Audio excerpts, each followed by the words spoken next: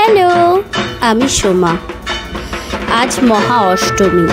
তোমাদের অনেক অনেক ভালোবাসা আর বড়দের আমার প্রণাম। তো আমরা থাকি ছত্তিশগড় বিলাসপুরে, তোমরা আশা করি জেনেই গেছো। তো সেখানে অনেকগুলো বাঙালি পুজো হয়, তো তার মধ্যে এই একটা বাঙালি পুজো। তো এখানে আমরা এসেছি সন্ধেবেলায়, এতটাই ভিড়, ঢুকতে ঢুকতে মানে এতটা অসুবিধা হচ্ছে। আর এই হাত পেতে প্রসাদ নিতে কিন্তু সত্যিই খুব ভালো লাগে। ভালো লাগে কি না তোমরা বলো তো। এখানে চাল প্রসাদ মাখা দিচ্ছে, মানে যেটা আলু প্রসাদ মাখা বলে। আর ওই যে ব্রাহ্মণ দেখছো না, পুরোহিত, উনি কিন্তু কলকাতার থেকে এসছে। তবে এখানে পুজোয় কিন্তু সত্যিই খুব আনন্দ হয়।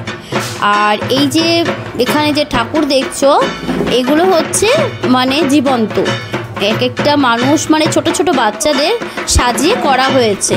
ব্রহ্মাকুমারী আশ্রম থেকে এনারা এসেছে, এইখানে পুজো হচ্ছে এই জায়গায়। কি সুন্দর সাজিয়েছে না বলো, দেখলেই মন জুড়িয়ে যাচ্ছে। আর এই হচ্ছে লাইটিংয়ের তো কথাই নেই, মানে এর জুড়ি বলাই ভার। মানে কি বলবো লাইটিং নিয়ে, এত সুন্দর সুন্দর লাইটিং। আমি মানে সত্যি আমি যে কিছু বলবো সেটাই বুঝতে পারছি না, কি বলবো। আর এই লাইটিংয়ের পরে চলো আসছে দেখো সামনে।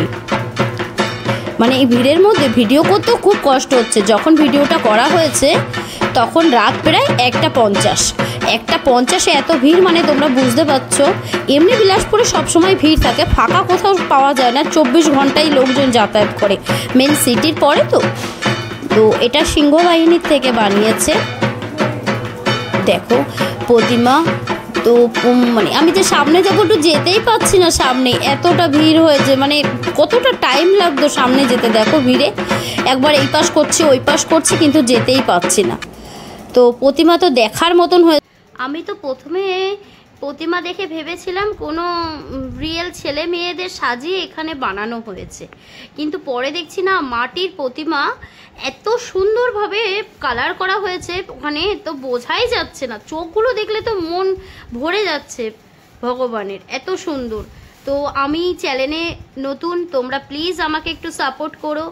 আমার ভিডিও তোমাদের কেমন লাগে একটু কমেন্ট করে জানিও, লাইক করো, শেয়ার করো, সাবস্ক্রাইব করো প্লিজ। Bye bye, tata.